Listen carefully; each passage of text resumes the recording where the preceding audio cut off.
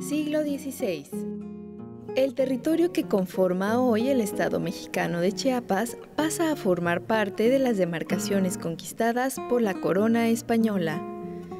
La conquista se da, como en el resto de las nuevas colonias americanas, por dos vías, la militar y la religiosa. La conquista religiosa no solo tuvo un sustento espiritual, sino que a través de ella se justificó la conquista armada, la explotación económica y la dominación política de los indígenas.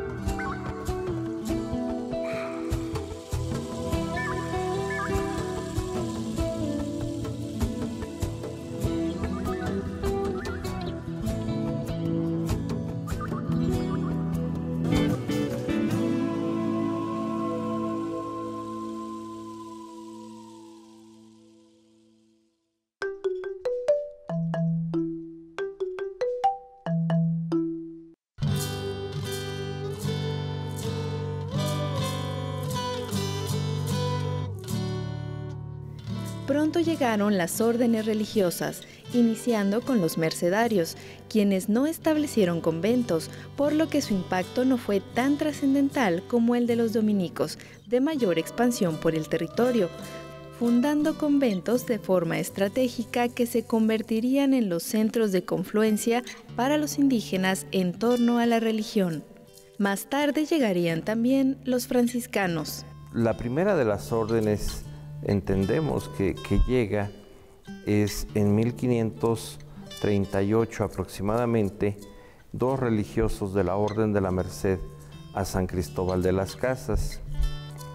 Entendemos que ya tiene 10 años de haberse fundado la ciudad y por ello, como sede del gobierno español, se encuentra el primer asentamiento religioso en las faldas del Cerro de San Cristóbal con la advocación de la Merced. Posteriormente, en 1545, zarpa de la Española Bartolomé de las Casas con 44 religiosos, de los cuales únicamente llegan 22 hasta San Cristóbal de las Casas. Entran por el puerto de San Juan Bautista, hoy Villahermosa, Tabasco, y empiezan ellos a subir, a ascender hacia San Cristóbal para lograr llegar antes de la Cuaresma de 1545, y Bartolomé de las Casas es hospedado en el convento de Nuestra Señora de la Merced en las faldas del Cerro de San Cristóbal. Con él vienen Domingo de Ara, Tomás Casillas, Fray Pedro de Barrientos, entre muchos otros. Estos frailes mostraron interés por conocer el contexto de la realidad existente antes de su arribo, creando un fuerte lazo hacia la administración de los pueblos. Cuando llegan los dominicos, ellos empiezan a caminar por los pueblos para conocerlos, porque su afán era la evangelización. Y en este caminar por los pueblos se dan cuenta de que Chiapas tiene una riqueza ecológica en productos, en bienes comercializables, en bienes cultivables. Ellos se dan cuenta de los nichos ecológicos que existen. Y si realmente hacemos un estudio de los lugares donde pusieron cada uno de sus templos, de sus prioratos, fueron poniendo uno en cada uno de los nichos, ¿no? Tenemos la zona de Tecpatán, tenemos la zona de Copanahuasla, que luego sería la zona de los llanos, no tan importante en algodón y en otros productos. Tenemos en Chiapa de Indios, donde estaba la mayor cantidad de población indígena y un lugar muy rico. Entonces, ellos van aprovechando sus conocimientos en este caminar y van poniendo los prioratos en los lugares de los nichos ecológicos. El aprendizaje de las lenguas nativas facilitó el proceso comunicativo y de educación, además del espiritual. En un principio, al principio de la colonia, estas órdenes, en el caso de las Indias, o en el caso de Chiapas particularmente, van a tratar de evangelizar, pero aprendiendo el idioma de cada uno de los pueblos donde iban a llevar a cabo su labor pastoral. En el caso que yo más he trabajado, que es la zona Zoque, evidentemente los padres que allí llegaban pues tenían que aprender o saber con antelación la lengua. Esta situación va a cambiar a principios del siglo XVIII, cuando se va a pedir que la educación empiece a ser en español. Y esto viene a colación un poco en un contexto de la Ilustración, donde se piensa que la razón es la base para la comprensión y por lo tanto los indígenas, los indios, deberían aprender el idioma español. Esta cristianización es para unificar tanto España como sus colonias en un solo Dios, en una sola creencia. Por ello es tan importante ese desarrollo de que las órdenes regulares pudieran dar testimonio, como lo fueron los dominicos en sus asentamientos en toda la parte central de Chiapas y en los altos y parte de la selva. Por ello nosotros decimos que Chiapas es territorio dominicano, por ser los primeros que llegan y en sus asentamientos en toda el área rural de Chiapas. Hablar del área rural de Chiapas es hablar de Tecpatán, de Copanaguastla, de Chiapa de Corzo, de Comitán, de Soyatitán, de Orchuc, de Ocosingo y de Palenque. El establecimiento de conventos y templos trajo consigo no solo un nuevo orden religioso para aquellos indios, trajo también nuevas formas materiales de representar el mundo espiritual, nuevas formas artísticas, nuevos estilos arquitectónicos para aquellos indígenas, creando nuevas formas de sincretismo artístico.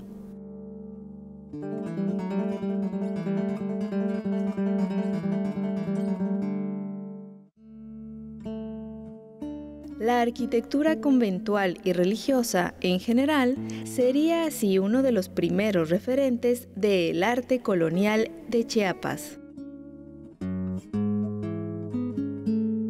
Los conventos eran células de administración religiosa, sedes responsables de los territorios desde donde se definía la catequización, y que por lo tanto cumplían con otras funciones como albergar a los monjes, ser sitio de resguardo para viajeros, enseñanza de oficios e incluso algunos como almacenes de ciertos productos.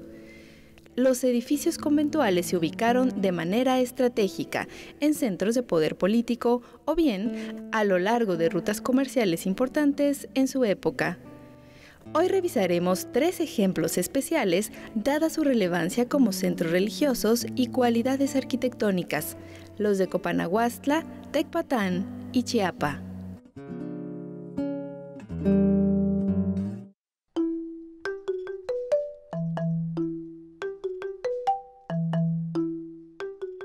Copanaguastla fue una población muy importante en la época colonial, hay testimonio de ello, y por eso fue escogido en esta zona baja de la Depresión Central, fue escogido como asiento de uno de los conventos principales de los dominicos de Chiapas. De Copanaguastla dependieron varios conventos, varias visitas, se denominaban eso alrededor, pero al estar situada durante el siglo XVI y parte del XVII en el Camino Real, seguramente fue uno de los puntos de pernocta, uno de los trayectos para que los viajeros por el Camino Real se quedaran allí y pudieran continuar hacia otras poblaciones que en el sentido hacia Guatemala a partir de Copanaguastla incluye el Coapa, que también está en ruinas y que también se trabajó en algún momento su templo principal, Escuintenango y Aquespala, que está justo antes de entrar a lo que era ya la provincia guatemalteca y ahora la República de Guatemala. El estilo mudéjar es el resultado de la convivencia en España, también en tiempos medievales, de los estilos cristiano y musulmán, y que sirvió de vínculo entre el cristianismo y el islam. El presbiterio y la portada de Copanaguastla presentan este estilo. podemos adscribir sobre todo la fachada principal, la portada de la fachada principal, a un estilo realmente renacentista. Se nota en ciertos usos como que tienen que ver con la arquitectura clásica, con cierto tipo de ornato que se ve en uno de los medallones, por poner un ejemplo, en el caso de Copanaguastla. Dentro de las paredes del templo se ven adornos que aluden a la imagen del Santísimo Sacramento, así como de querubines y detalles florales, algunos de ellos todavía dejando mostrar el color de la pintura que las cubría, lo que hace suponer que el templo gozó de gran belleza, opulencia y fue en efecto de los más relevantes para su tiempo. En el caso de Copanaguastla, el exconvento quedó destruido totalmente porque en 1560 se empieza a construir. Ahí le toca a Fray Domingo de Ara llegar y sentar las bases de lo que es el templo y exconvento, pero un rayo que cae en el altar mayor quema y destruye el templo, la techumbre, lo que significa que para los moradores del pueblo y los religiosos es una advertencia de Dios que hay que cambiar de lugar, y por consiguiente se retiran de lo que es Copanaguastla y se asientan en otra zona de la misma región.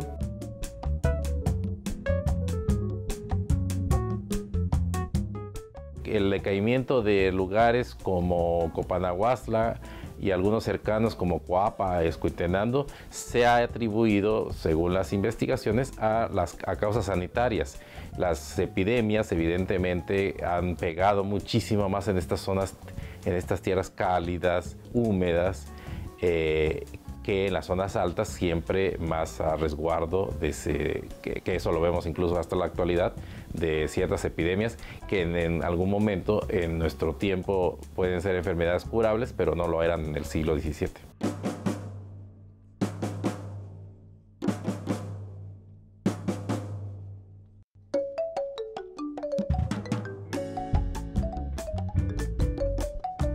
Desde la época prehispánica, Tecpatán fue un punto que enlazaba a los pueblos del Altiplano Central con la costa del Golfo de México. Así, a la llegada de los españoles, Tecpatán fue catalogado como un punto central para hacer de esas tierras una encomienda.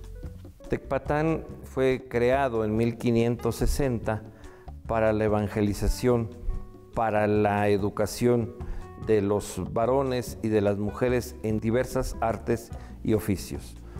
¿Qué significa esto? Que no solamente se evangeliza, sino también se educa y se forma a través de esos conventos. Y el templo, lamentablemente, pues en 1790 aproximadamente, el obispo de ese entonces quita muchas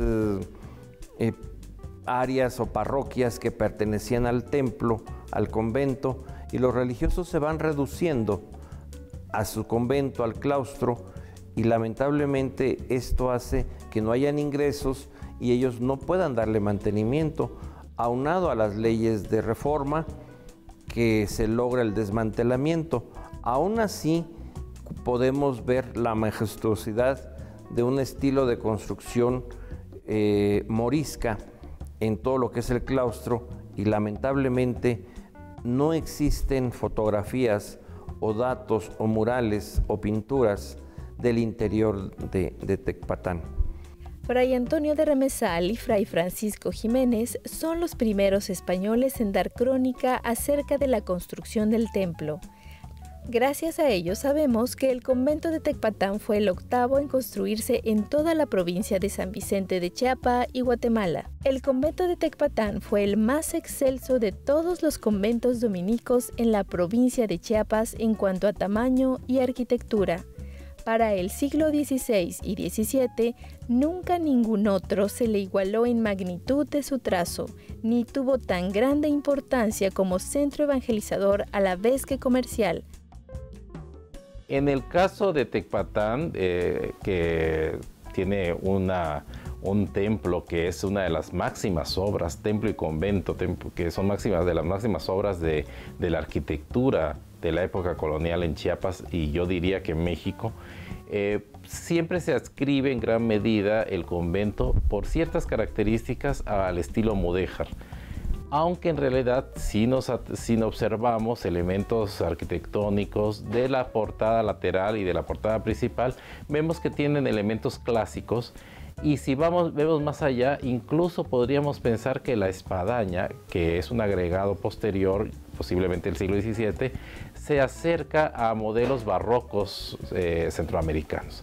Sin embargo, se dice que casi siempre se adscribe a lo mudéjar por varios motivos. Uno es la utilización en gran medida de ladrillo, que es un material que se usó mucho en la arquitectura árabe y posteriormente mudéjar de España, y por la presencia que siempre se ha referido de la torre campanario, una torre muy sólida, que remite a campanarios mudéjares de España, que a su vez recuerdan a torres de mezquitas del norte de África, básicamente del Magreb, o de lo que es Marruecos, y del sur de España. De manera general, el convento con su templo posee diversos estilos arquitectónicos: manierista, renacentista, gótico, mudéjar y románico, entre otros. Podemos apreciar entonces un encuentro de estilos arquitectónicos aportados por la tradición europea, fraguados por las manos de aquellos indios, quienes les imprimieron sus propios elementos, generando un estilo constructivo particular.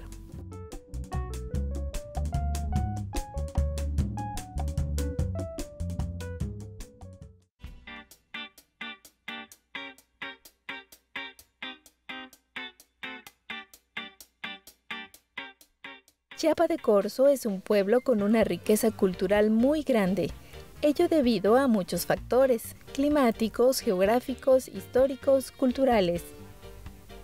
Ubicado en la región fisiográfica de Presión Central y región socioeconómica metropolitana, Chiapa fue un asentamiento zoque en el periodo preclásico y clásico. Los frailes dominicos fundaron así el primer templo y convento de toda la provincia de Chiapa. Viqueira señala que la propagación del evangelio se realizó en un primer momento desde 3 ciudades indias de gran importancia en el ámbito regional. La primera de ellas fue Chiapa, ahora Chiapa de Corzo, centro urbano que maravilló a los primeros conquistadores. El templo y convento se localizan sobre la margen derecha del Río Grande, también llamado Río Grijalva, lo que aprovecharon los dominicos, pues se instalaron cerca del río para así dotarse de agua. Seguramente en la parte que comunica con el río tuvieron huertos que proveían de frutas para el consumo de los frailes. El templo en la actualidad es una bella muestra del manierismo, estilo de moda en Europa durante el siglo XVI. Chiapa de Corzo también pudiera decirse que es un templo mudéjar. De la misma manera que otros, en la portada vemos una influencia renacentista por las órdenes, los elementos básicamente clásicos de la composición de su fachada retablo, pero si entramos al templo vemos que por su disposición, por el uso de ciertos materiales en los que va desde el ladrillo, la cubierta de madera y teja, el uso de una arquería doble para separar las 3 naves, nos remiten a modelos muy evidentemente mudéjares de Andalucía y de Castilla, que desde luego conocieron los frailes dominicos y que recordaban cuando diseñaron estos edificios. Fray Pedro de Barrientos, como buen español, copia de su tierra natal una traza. Él traza lo que es la ciudad, hasta lo que hoy es los portales del centro de Chiapa de Corzo, es el atrio de Santo Domingo. La parte de atrás está el exconvento, con 2 patios de estilo mudéjar, de doble arcada. El claustro es de un solo nivel. Volviendo al templo, tiene 2 capillas, una que sirve como torre campanario donde hay una campana excelente de gran tamaño, de mucha sonoridad. En el interior se encuentran pues retablos de estilo muy posterior. Me atrevería yo a decir que esto es un sueño de poder tener algo más moderno, no tan barroco como pudiera ser otras áreas, otros templos de la Orden de Santo Domingo, pero sí tiene un estilo muy distinto, con un ciprés que lamentablemente desapareció con los temblores de 1975 y que pues la arcada, vuelvo a insistir, es de estilo basilical, de estilo romano, es un estilo neoclásico, muy bonito, muy padre, contiene 3 naves.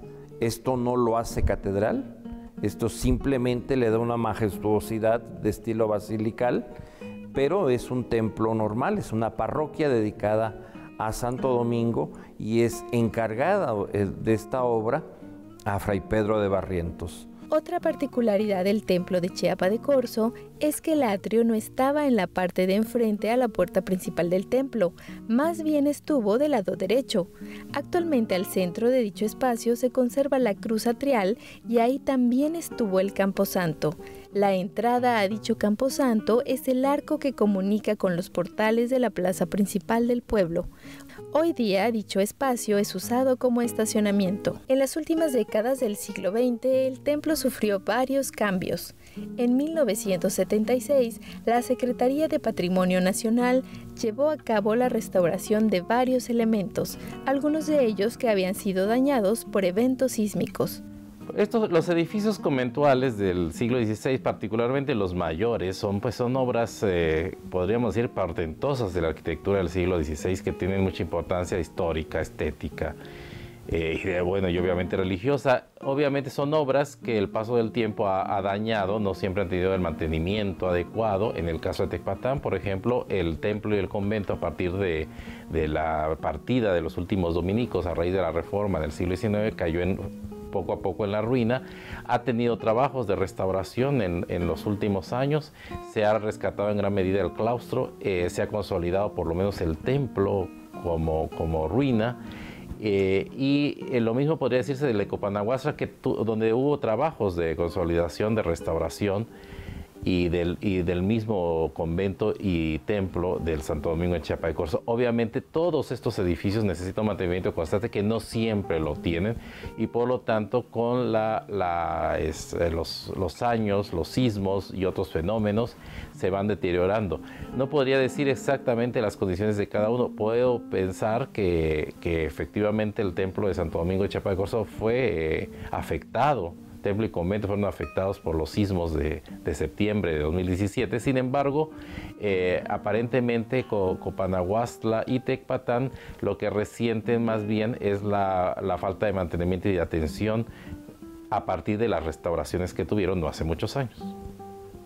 Son así estos conventos testimonio del encuentro entre dos mundos espirituales y estéticos, vestigio de casi 5 siglos de historia que se ha desarrollado dentro y fuera de sus muros.